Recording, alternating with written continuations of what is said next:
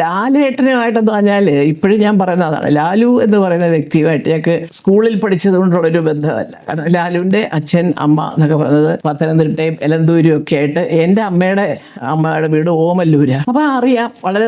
പിന്നെ അച്ഛൻ്റെ വലിയ അടുത്ത ഒരു സഹോദരനെ പോലെ സ്നേഹമുള്ള ഒരാളായിരുന്നു മോഹൻലാലിൻ്റെ അച്ഛൻ വിശ്വനാഥേട്ടൻ. അമ്മയെ അതുപോലെ, അത് പണ്ട് ഇതുപോലെ ചേട്ടനെയാണ് ഇവരെല്ലാം മണിച്ചേട്ടാ കൂടുതൽ ആദ്യം അടുക്കുന്നത്. അപ്പോൾ അതായത് ഇതുപോലെ ലാലുവിൻ്റെ അച്ഛൻ വീട്ടിൽ എന്ന് പറയും, ഒരു ചെറിയ പനി വന്നാലും ശാന്തമ്മ ചേച്ചി ഞങ്ങൾ വിളിക്കുന്നത് മണി നേരെ ചേട്ടൻ മണി വൈകിട്ട് വന്നിട്ടേ വരുന്ന വഴി 2 ക്രോസറ്റ് വാങ്ങിച്ചുകൊണ്ട് വന്നാൽ മതി എന്നിട്ട് പറഞ്ഞാൽ ഒരു ഗംഭീര മരുന്നാന്ന് പറഞ്ഞാൽ നാളെ ശാന്തമ്മ ശരിയായിക്കോളൂ എന്ന് പറഞ്ഞ് പാവം ചേച്ചി ഇങ്ങനെ കളിയാക്കും. അപ്പോൾ ചേട്ടനെ വലിയ കാര്യം.